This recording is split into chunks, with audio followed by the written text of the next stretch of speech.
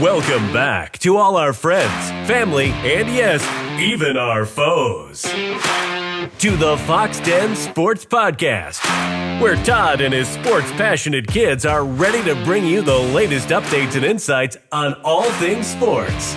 So sit back, relax, and enjoy the show.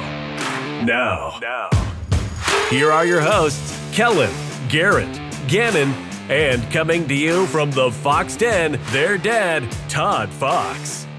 Welcome back to the Foxx Den Sports Podcast, along with my two oldest sons, Kellen and Garrett. I'm Todd Foxx, and we are the Foxx Den Sports Podcast. I want to welcome all of our friends, family, and foes back to our fantastic weekly updates of the Oklahoma Sooners. And Garrett, you have some comments. We want to do that at the beginning of each podcast going forward, if on the ones that we can read aloud. So Garrett, give us some comments. What do you got?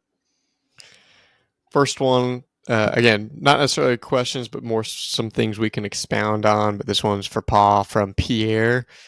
Fans always freak out, especially the ones who don't know a lot about football.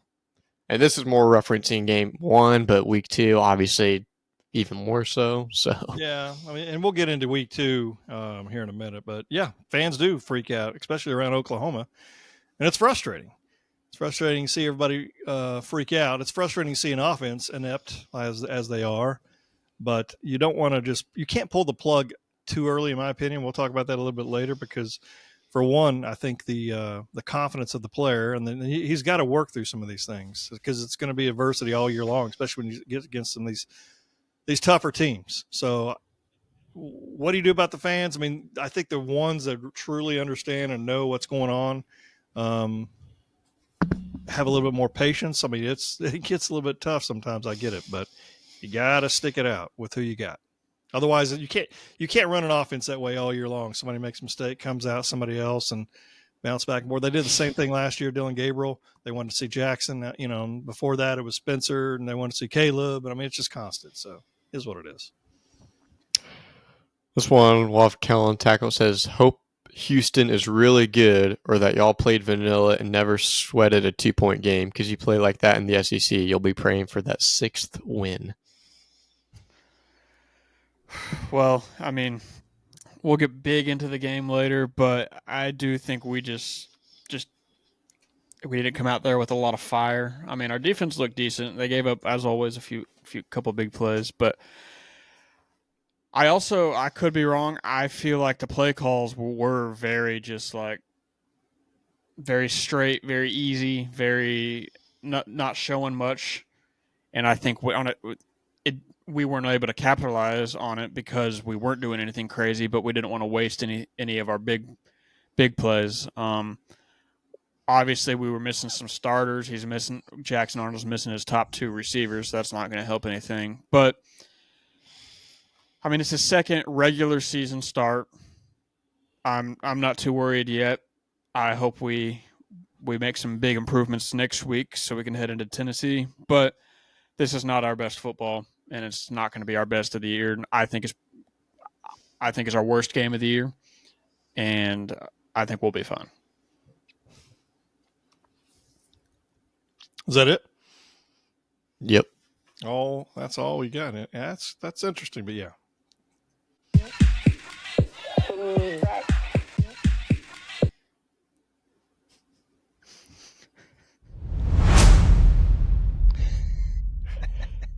All right, moving on. Let's talk about the game. 16-12 against Houston. I can go last because I've got a lot to say. So, Garrett, why don't you go first, then we'll go to Kellen. What's your thoughts, and what do you think we got to do? To put another grading on it, like we did last week, I'd probably give it a D, maybe D-. And that's just because we barely won. Like, I don't think we could ask much more from our defense from the whole game. Like, I know everyone's freaking out because they barely did anything against UNLV, and they did about the same against our defense, but I'm not worried about that at all. We got some turnovers. We had some huge stops. Obviously, the safety. And then offensively, man, I don't know. It's pretty scary. I feel like it's not necessarily completely all on Arnold because it's definitely part of the play calling is just super boring and bland. And again, I said it a couple weeks ago. I hate the RPO, and that's all we do. And I think it's a lot easier for people to cover. Like he's having every pass he throws is a tight window. It's hard, but we did have 2 missing starting offensive linemen. Like Kel mentioned, we had Nick Anderson gone. Obviously, Farouk's gone for most of the year. So that definitely impacted it. Gibson. Yeah. Well, Gibson, yeah, but I mean, he's out for the full year. So Yeah, at this I know. point, Yeah, you you're can't right. even really count it. But Sure.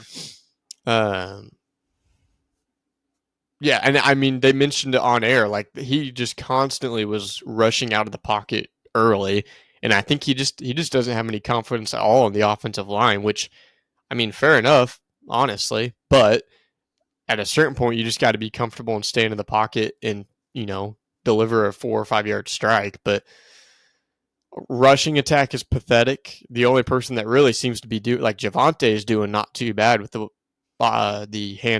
handoffs he's getting, but Sachik has done nothing all year. Taylor Tatum's getting pretty good opportunity, but I think that's also just he's playing a lot more variety. They don't know whether they run to play for the pass or the run, whereas Javonte's in there, it's a lot higher chance of a run, and same with Sachuk. But yeah, I mean it was a rough game, and I definitely agree with everyone saying that we got to play better than that before the SEC. Now we got a couple weeks to do that, but it's going to be against a probably top 10, top 7 team Tennessee, and that's not ideal. So, What are your thoughts, Kellen? I mean, I felt like the first half we did okay, but I mean, obviously that was where our 14 offensive points came from. I was already concerned after the first half. In my mind, I was like, all right, it's gonna get better. Like I said earlier, I think that we just played a very mellow offense. We didn't want to show too much, but I think we needed to do a little more to excite fans, excite people. You really can't ask for much more out of the defense, like Gary said. I mean, you sent us a picture about halfway through the fourth. Time of possession was Houston, 32 minutes, 51 seconds. Oklahoma, 17 minutes, 33 seconds. That's almost double. To only give up 12 points in that time, I mean, what more can you really ask for? In the end, it was 35-24 on time of possession. But our defense was on the field the whole time. They were the only thing keeping us alive. I just think we have to establish a run game. We need our offensive line to clean things up. Jackson Arnold was hitting some great passes. He was also missing some deep bombs, overthrowing slightly. But I don't know. Also, I don't know. From my point of view, it looked like the receivers half the time were running the wrong route. I know on that pick, it looked a little bit like he thought somebody wasn't where they were supposed to be. Still not a great throw, but I don't know. I'm not concerned. This is college football. This is his second start.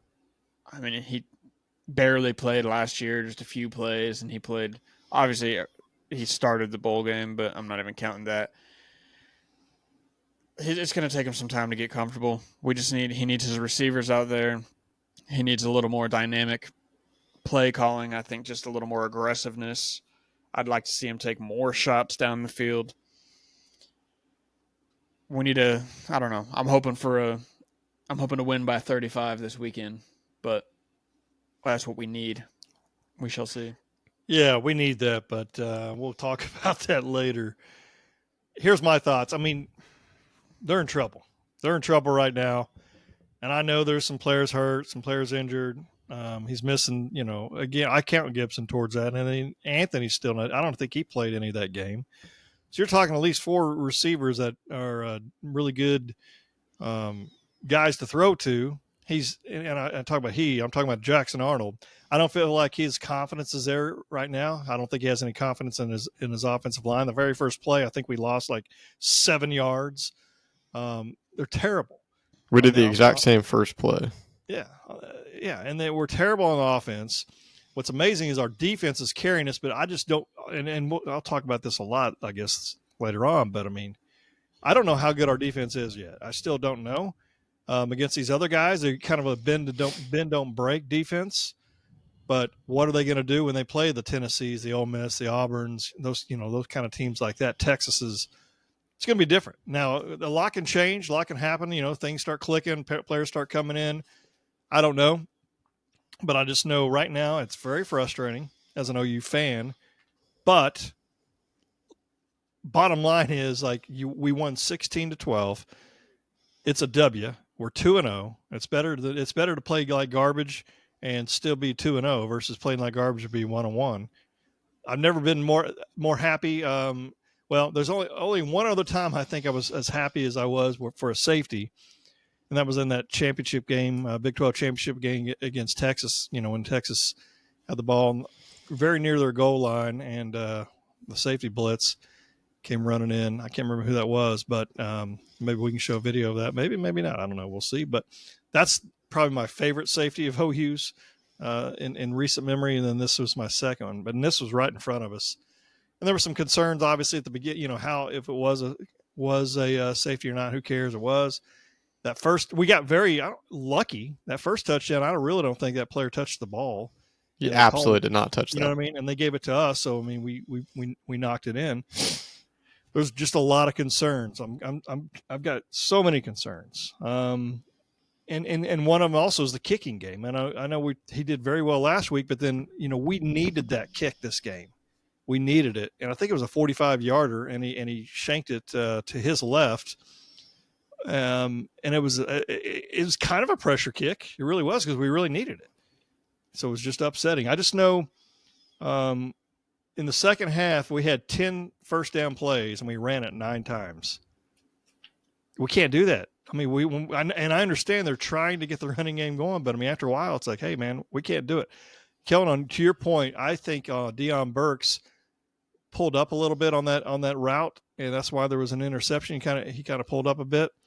There's another play where Jackson Arnold he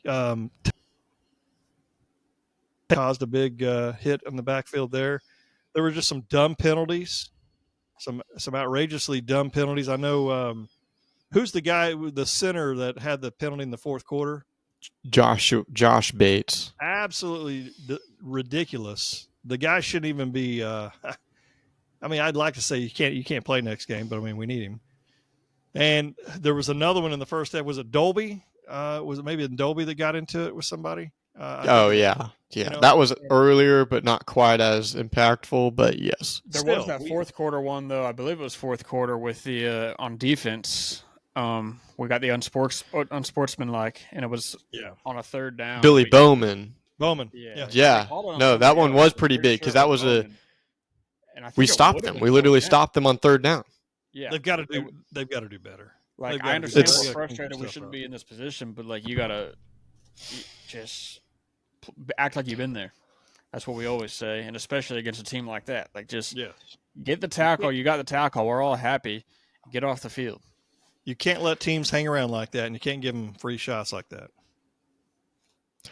Yeah, I mean, the lack of discipline on this team is very questionable, and Venables definitely made comment of it in his post game, like immediate on the field with ESPN guy or the SEC guy, whoever it was. But I mean, he said we should have lost that game. We deserved to lose that game. That being said, I will say this is a game 4 or 5 years ago we lose, and maybe not necessarily because our offense can't score, but more so because our defense, like those close games, we're used to losing, and I think that's part of, unfortunately, my stomach was turning, and also it was just one of those weeks we saw a lot of upsets before our game, and so we always seem to be one of those games. But something too, and this is partially because of the wide receiver injuries we're dealing with, but Zion Reagan's number 81, the receiver, I don't know what Arnold's deal was to try and force him the ball, but that guy could not catch anything, and he was not getting any separation from any single corner. Right. And I have a hard time believing that he's an option to be on the field right now with some of the other players that we have. But there was a play, and this was a big play. It was on 4th and 1, like on our own 35-40. We got them to jump off sides, and Arnold threw a pick. So, I mean, it didn't matter, but he threw it to Reagans instead, who was, I mean, absolutely blanketed by this defensive back when he had Brennan Thompson on the left who burned his guy, Deion Burks in the middle who would have had a much better chance, and for some reason he just decided to take a shot to him. Right. And that's where I don't understand the thought process. And then also, kind of going back to the punt, for sure didn't touch that guy. I don't think it was a safety. We definitely had some of the biggest key plays in that game lean our way, which is not going to happen. In favor of the call on the field. We did, and we got lucky multiple times. And then also, Jackson Arnold was frustrated on the sideline with himself. And I could tell he was getting in his own head. And it was just, and I can't necessarily blame him because it was 3 and out, 3 and out, 3 and out, 3 and out. And most of those second and third downs were long passes and not ones necessarily he should have hit because our guys weren't getting open and it was a terrible play call. But still, like, he was getting frustrated and we need to just get him a good game under his belt. And it's going to be really, really important. But yeah, a lot of question marks. And I think we will find out most of those question marks this week. Yeah. Because Tulane's a good team, and they gave Kansas State, they should have won against Kansas State, a top 20 team. And they gave that one up. But they have a lot of good talent, and they've been really good the last few years. So it'll be a fun game, but well, to all those points, Jackson Arnold, it's a culmination of a lot of things. It's not just because listen to and reading posts and all that kind of stuff. People are losing their ever-level minds again with his play, and it's the offensive line.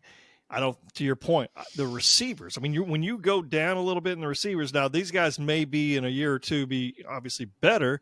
Right now, they're not. So he's with a second-team set of receivers that can't get open. He doesn't have a Drake Stoops right now. Obviously, Farouk, Nick Anderson, these kind of guys right now, and it shows, right? And there's no running game either that can take some pressure off. So his first option is he goes back and he's looking at the receivers, and nobody's making any kind of separation at all, and he's having to take off and run. I think that's where the frustration gets. And I know there was a couple times I was getting frustrated with him, but I was like, you know what? Because he held on to the ball and got in and maybe got sacked and or made a yard or two on a run. But it's better to do that than give the ball up and throw an interception. So and I get it. It's frustrating. It's easy to sit here and say, oh yeah, we'll be fine. I don't know the answer to that. It does not look like an 8-4 winning team as of right now, but it's 2 games into the season. Again, I don't want to sit there and go back to saying, hey, it's like a preseason game. We almost lost, right? But at the same point, like it's going to kick in at some point. It will. But the thing is like our defense is carrying us now. Will they still be able to do that later on in the season?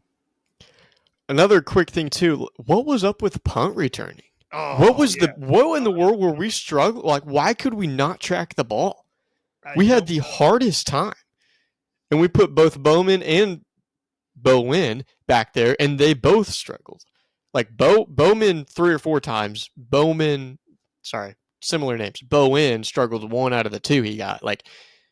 Bowman got a chance, and I told Callan, I was like, we need to have Bowen in there because he did it in high school. I know Bowman did too, but Bowen was known for his punt return. Like, he was a star special teams player. And then he almost muffed or did muff his second chance. And I'm like, I don't know. That was concerning because that was last year. That cost us a lot of big opportunities last year. It's going to cost us later on in the year if we keep that up. Yeah, and they just kept going too close to it. Special teams plays is going to make or break because of them messing it up. We won because of that. Who knows what would have happened if if we didn't get the muff on our side. Yeah, multiple times. And once we start playing against big teams, it's not going to work. And our punter, that last punt he made, I don't know if that was actually the last one, but the punt he made to go down to the goal line to set up the safety, it bounced. That was he's the player of the game for me at that point because what he did right there, right? So, we got some of it doing okay, and then others, it's just like, I don't know what in the world is going on. What are your thoughts on Seth Luttrell at this point? I know a lot of people, obviously in Oklahoma, extremely frustrated with him. 2 games into it, don't feel like he's got enough. What am I trying to say? Plays in the arsenal. Calling bad games, whatever you want to call it. What are you thinking right now with 2 games into it? You definitely miss a mastermind on offensive coordinator that we've had the last decade or so. And I would toss Lebby in there too. Not necessarily again mastermind, but he did well, and we definitely took him for granted. But yeah, and the people didn't like him either. It's just but drive me nuts. like I said, I mean, his offensive scheme has such a low ceiling just because of the RPO that once you get into those higher caliber teams, that's one of the easiest defensive schemes to try and stop it because, like I said, your windows of passing are so small and you have to make that decision so fast on whether you're going to hand it off or pull it that if you decide to pull it and then the last second that window closes, you're screwed. You're screwed because you have 2 options. And so I don't enjoy that. And that's not going to change because that's just his style. But I hate it. But I don't think he's good. I don't think he's got the caliber of playbook to be an offensive coordinator at the University of Oklahoma or a school like it. So I think we're just going to have to eat it this week. Or not this week, this year. Kellen, what do you think? Do you have any thoughts? I'm hoping that he's just keeping it simple and mellow against these lower tier teams, and that once we start playing these big SEC teams, he's going to bring something out. But when your team is struggling like that, at some point you need to bring something out, even if it's just to build some confidence and show the fans what we can do. Like, it just, I don't know. I did not like the calls. I was not enjoying it. I know the fans started booing when it was like 3rd down and they had Jackson Arnold just run it for 3 yards. And as long as we're booing him, do not boo Jackson Arnold this year. I don't want another Spencer Rattler because I don't want to lose Jackson Arnold because the fans turn on him too quick. I know. Granted, I don't care about Spencer Rattler, but for Jackson Arnold, I want to see what he's got. Booing a play call, I'm fine with. And in my mind, I was like, good, boo that call. Like, that was a waste of a play call. Yeah. You have a guy with a cannon. Jackson Arnold, when he launches it, looks effortless. He's not even he's putting no effort behind these bombs. Yeah. Use that. Like that every play call felt so predictable. Sure. And that was killing us. So I'm hoping we see some more creativity soon. I don't even want creativity like something crazy like when we're doing all these weird little plays like whatever that first play of the game that would immediately start the game with a 6-yard loss or whatever. It's just pointless. It's a waste of a play. Go do something positive. I don't know. We'll see. I need to see some improvement, but so far play call wise, I feel like that's our biggest issue in offense. Well, I know that one 3rd down call you're talking about. I told Callie before the snap, I go, Arnold's going to run this up the middle. And she goes, well, why? And I said, well, because they're just trying to set up for a field goal, which we missed. Okay, we did it also too because it's worked the first time. That was the second time we did it. We successfully got like a 3rd and 9 from it, but the odds of you getting that again are insane. Now I do agree he only needed 3-4 yards to put us in a good field goal position. So if he makes it, you're like, okay, respectable, but. Sure. Obviously, it definitely looks worse whenever he misses, but yeah. And then here's my thoughts on Luttrell. Like, I'm hoping, it's early. It's still 2 games in. Is it possible that he knows what these players are capable of and he's doing what he's doing because the receivers, he knows they probably can't get open. You know what I mean? He probably knows some of this. I know Jackson tried to go deep to some of these guys, and there was no separation. As I almost picked off several times. But is it possible that he knows some of this on the front side? Do you know what I'm saying? So he's calling a game that's way conservative because we can't. We can't run the ball.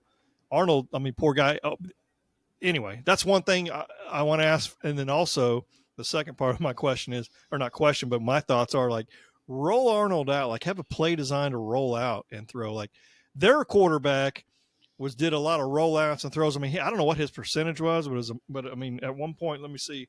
I think I've got it here. His percentage was incredible. I just remember at some point he was like 24. 21 to 24, 230 yards and a touchdown. I was like, yeah, he finished 24 for 28. Okay, so and he did a lot of these little rollouts and little dink and dunk passes and all that kind of stuff. That's what I was telling Callie. Like, we did okay at a certain amount of time, dink and dunking all the way down the field. Like, we don't have the horses right now, in my opinion, to try to go deep. I understand you want to try to make it, what are you trying to say? Like, where the team doesn't. You want them to respect the deep ball as well. I think Deion Burks is that guy. If you're going to throw it deep, but I mean they're covering him like crazy. They know that's basically our biggest offensive weapon right now. But what are your thoughts though? I mean, on Luttrell, is it possible that any of this is because he knows, like, hey, because here's the thing. Bottom line is, like, you can't listen to the fans. You start listening to the fans, you're going to be sitting up there with them instead of actually calling the plays, because the fans are here. We're fanatics for a reason, but the bottom line is we won the game. Like last week, we won 51-3. People still were upset, but this one was a little bit, obviously, a lot tougher. What are your thoughts, though? Got any? I mean, I think maybe the limitations play a factor into it, but I mean, how are you supposed to set Arnold up for success if you're going to all of a sudden just completely change your game plan in the biggest game of his career coming up against Tennessee? Like, he's going to have hardly any game chemistry with the receivers he's got, which Luttrell can't fix that, I guess, obviously. And then same with the offensive line. The offensive line is going to have no game chemistry together because we're just so banged up in our, like, it's just, I don't know. So that's another thing to talk about. It's pathetic that so many key players are constantly getting injured. Right. And there's not a single other team in the country that's happening to. Not a single one. But, yeah, I mean, to your point, I do think it might play a small factor, but that's not an excuse for the performance that we had. Through two games, the first game we were 1 for 12 on third down conversion. With this game, we were 4 of 14. So we're 5 out of 26, which is unacceptable as well. We're getting ourselves in too big of third and long, not like like Houston had quite a few 3rd and 3s, 3rd and 2, sort of, a little bit, easier, where we were just all over the place. We've got to fix that, man. We've got to fix that. And I know right now, so offensively, I pulled all this information up here earlier. We're ranked out of 134 teams in the country in offense. We're ranked 108th. When's the last time was that, right? We're ranked 108th in passing. We're averaging 166 yards per game. We're ranked 79th in rushing, which is ridiculously like, wow, what happened? That's a lot better than I thought it was going to be. We're averaging 147.5 yards per game. Defense is ranked 36th overall. 9th in the country at giving up 7.5 points a game, 67th in the country with giving up 194 passing yards a game, and then 15th in the country with only giving up 63.5 rushing yards per game. So defense is carrying us right now, and hasn't been like that in years. Last time that was happening, Christmas, probably Switzer's time frame. I mean, it's the same thing we said all of last year. If you throw this defense on with the offense that we used to have with the coach that shall not be named, it'd been a completely different story all those years. Like, sure. We had a powerhouse offense and no defense. Now we have a solid defense and just a struggling offense. And that's the thing, though, is our offense has the talent and the capability to be that kind of offense. Yeah, they do. And that's why we got minus maybe 1 or 2 offensive linemen. But the play call, like, again, it's just I don't think it's fair to any of the players, and especially Arnold, like we keep saying, to sit there and put it all on him. Like, it's 100% on the scheme that we're giving him. Like I said, there is so little you can do with the offensive play calling. And I don't want him to lose confidence. I know we got players that watch this video or podcast. We want to make sure they get back to him. Do not lose Todd said, "Do not lose your confidence. Keep it up, and you'll move on and be fine. Trust me." Let's talk about Tulane. Big game coming up this weekend. I just went over some categories for the Sooners. Here's some categories for Tulane. All right, they're ranked 32nd in offense, 481 yards a game, 36th in passing. They're 286 yards a game, 45th in rushing, 195 yards per game. And they're scoring 39.5. I didn't pull up any of their defensive numbers, but because they're 101st total on defense. Oh, is that what it is? Yeah. Okay. So 108th in passing. So it's basically, who knows? We might pass over 200 yards. Yeah. Well, I got news for you. My prediction this week: we will rush for 50 yards. I'm not going to say anything, and we'll pass for 200 yards. You're saying we're going to get 250 yards total again? That's what I'm saying, yeah. That's what I'm saying. But go ahead. What are your thoughts on the game? I know currently Oklahoma's favored by 13.5 points in this game, and the over-under for the game is to have 50 points scored total for the game. I mean, going into Houston, I don't want to go backwards, but I mean, they said on the drive up there, one of the guys on the radio said, OU will hang half 100 on Houston. So, but obviously it didn't happen. But what are your thoughts? Tulane game. What are you thinking? Score predictions. What are you thinking? What do we got to do? What do you want to see? Obviously, other than a victory, but what do you else? I mean, I think defensively, we're not going to see too much difference. I think we're going to have a lot of success there. The only players you really got to watch for is their receiver, Mario Williams, who we know from a couple years ago, who went to USC. He's at Tulane now. He's still really talented, and he's finally getting a pretty good opportunity there. But, yeah, I think our defense is going to be fine. I don't think we let up more than probably 3 scores, which sounds like a lot, but like you said, they're top 30 in the country-ish on offense, so I would count that as a win. I would probably agree. I think we're probably going to close to the 80 to 100 rushing yards, and I think we get at least 250 passing. I think we have a lot more success there. Not because of shots down the field, but I think our player makers are going to come back with Nick Anderson. You know, with the ball in his hands, he makes things happen. He's got to play. He will. So? Yeah. Okay. But, yeah, so I think it's going to have a lot of success. The spread of being a 14-point difference, I think we can for sure cover. I think we should cover it. I think as of right now, even after last week, I think we do cover it, and that's with us struggling against Houston and with them should have beating Kansas State. But I don't know about the spread. I can't see 50. Yeah. I can see us getting over 50, though. That's 50 points? Not us individually. Oh. I mean, yeah. I was okay. Never mind. No. What in the world are you talking about? And then player of the game, Jackson Arnold. I hope you're right. I think we're winning this game 52-17. We're going to come out there, light it up. If Nick Anderson's there, and we diversify our play calls a little bit, Jackson Arnold's just going to go off. I think we're finally going to see. I think it's just going to give Tennessee 1 week's worth of film to watch before they have to play us. I think our defense is going to do a solid job. I think we have 250, 275 yards passing, 125 to 150 rushing. I mean, I think our defense is going to put us in some good spots, have some good turnovers. I'm expecting a big game. I'd eat that up for sure. I think it's going to be tough.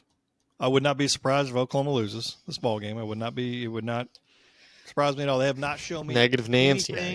They have not shown me anything at all that's showing me that they know what's happening right now on the offensive side of the ball. They're putting their defense in a lot of these situations, unfortunate pressure on the defense to have to, which is what they're supposed to do. I get it, but I mean it's a lot of extra added pressure. I will give Oklahoma a 1-point victory of 23-22 Tulane scoring late, going for 2 and missing a 2-point conversion, a la Oklahoma style from a few years back. But again, I mean, not to be negative, but this team hadn't shown me anything on the offensive side of the ball. And we'll see if Nick Anderson does come back, because honestly, my thoughts are he's hurt worse than we think, and I don't know if he is coming back. So I guess we'll see, hopefully sometime soon, sometime later on this week.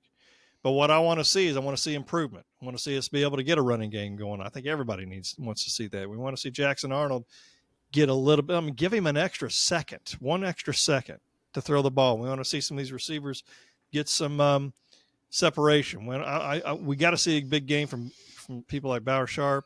I think Burks is a big piece of it too. And again, like I said, we got to get that running game going. You got to clean up all these dumb penalties. Get that defense going where we have that front four, even if we have to blitz a little bit, put pressure on the quarterback, and let's get some interceptions, fumbles going. That's the only thing that was kind of a little bit disappointing this past week. I'm expecting 3 or more turnovers this week. Really? I think we go into the Tennessee game still the number 1 turnover defense in the country. All right. Off of a big game, not necessarily just off the back of week 1, but. Well, if the game was played today, with only chance we would have beaten Tennessee is if they accidentally went to Stillwater instead of Oklahoma and Norman. So, I mean, they're good football team. Speaking of Oklahoma State, they got bailed against Arkansas, but they did. That's a side note. I'll just tell you, Texas looks good. I mean, I don't think Michigan's very good at all, to be honest. They are. But I do think Texas is pretty good this year. So, yeah. It's unfortunate, but we've got a couple weeks to clean that up as well. We've got – what do we got? So, hold on, Kellen. We got Tennessee. We got this game, then we got Tennessee, I think Auburn, then Texas, if I'm not mistaken. Kellen, what were we going to say? I mean, yes, they are good, but they also have the same quarterback they've had. Like they're in a completely different spot entering the SEC. You're right. I think we'd be in a different spot if we still had Dylan Gabriel. Do I wish we had him? No, because I think the investment of the long term for Jackson Arnold is bigger having him start this year. But we'd be a completely different team right now if we had a guy that'd been playing. If they had Arch Manning going, they would not be what they are right now. So, yes, they are good, but they're in a completely different situation than we are, and they're able to capitalize on that. Every team has usually about 2 games a year that they should win for sure, but then they don't play as well, and the other teams, we got to hope Texas has a couple of those games for sure that they don't come back and win. They haven't been doing that lately, but this team looks a little different. And to that note, too, most of these teams have won, but like Alabama struggled late against their team this week, LSU, Penn State, Oregon struggled both weeks, Ohio State week 1. Like every single team minus Georgia and Texas probably. And actually, Texas was kind of iffy up until the halftime week 1, but every single team in the country has had 1 or even 2 weeks where they just they're just struggling. And I thought this the other day, almost with the 12-team playoff, teams being 1 loss, still got a pretty good chance of making it in. So it's they're almost less driven to win those games. And it's I don't know. It's weird. You can recover from 1 loss a lot easier than you could a year ago. And even 2, especially 2. Because 2, last year even, you for sure weren't making it. And then, this year you'll see some teams with 3 losses make it, which I'm not complaining about the 12 team. I love the 12 team, but. Well, let me ask y'all one of these things for sure. With what we're talking about is a lot of these teams right now. It's all transfer portal, and you don't know who's good, you don't know who's bad, and teams that are bad right now don't know they're really bad, except for maybe us. They don't know. And some of these teams that think they're good that really aren't that good because they're But I mean, there's all these different transfer portal teams, quarterbacks, all this kind of stuff. It's all up in the air right now. And that's where it's to the point now where, a pretty solid player going to one of these schools is hey, I'm not going to sit on the bench behind this guy. So they go to one of these little smaller schools, and we all know, if you have a solid quarterback, that helps a lot of, I don't know what I'm trying to say. It helps blind a lot of stuff that is bad going on, I guess. Cover up some things that are bad. in your program. You know what I mean? Like with a football team. But if you have a great quarterback, you can go a lot of places. But yeah, right now, nobody knows who's really good. I mean, I know obviously Georgia and Texas, I think, are probably the cream of the crop. Honestly, I still think Ohio State is, other than the quarterback position. I think they're going to be forced to be reckoned with as well.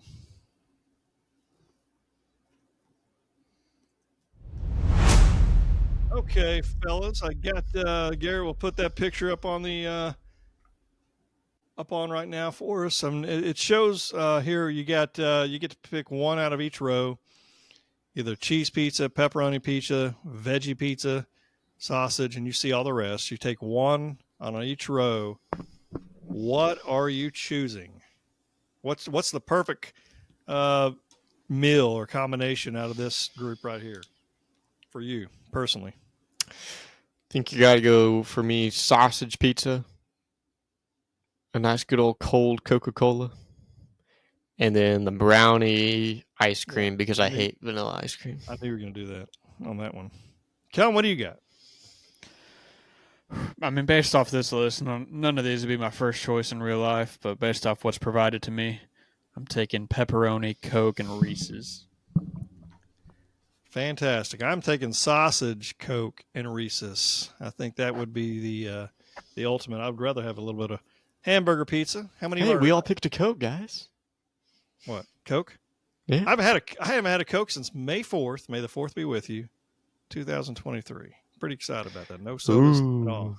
And I'm still fat, so it's just weird how all that happens. But it's all a lie. Huh? It's all a lie? Oh, yeah, I don't know. And it is what it is. But no, hamburger pizza. I'd like to know, this is a question I have for our viewers. How many of you all have ever had and or would eat a hamburger pizza? A lot of people don't like that. They don't even understand that. The beef on a pizza? Why would you do that? Sausage or pepperoni or whatever else? But I mean, I'd like to know that from our viewers for sure. I don't know. And then I got one other question real quick. Would you rather, for 1 month, give up showering or give up access to the internet, getting on the internet? I'm assuming unless it's like work related. No. I'll freaking get fired then. Well, I mean, okay, but I mean, no. Guess I'm giving up showering. I guess it'd have to be, you could do work, but you can't like look on ESPN or look on right. Any That's social what I mean. media or anything. Okay, so which one would it be then? Probably internet. Internet. 100%, dude. I go more than 24 hours without a shower, and I'm just. I took out. 3 showers yesterday, so. Okay, let's find this out real quick. One before church. Then what? One in the middle of the day? Mode. Okay. Took a second one. Why'd you do the third? Went over to a friend's house and there was a fire, so didn't really want to go to bed smoky. There was a fire? Yeah, little fire pit. Oh, okay. I thought you meant like very poor phrasing. Yeah. It's like Costanza pushing everybody out. I was saving the kids, and I felt like I had to get all that off me. That is interesting, but that is a story for another day. But we would like to remind everyone so much that we appreciate the fact that you are listening to our podcast. Stay a little bit later, see where you can follow us. Make sure you get on our YouTube channel, subscribe right down here, push the subscription button. I'd like to remind everybody that iron sharpens iron. Please stay safe. Be savage and not average. And remember to join the skulk. And until next time, Garrett, take it away. Goodbye, everybody. Bye, everybody. Boomer.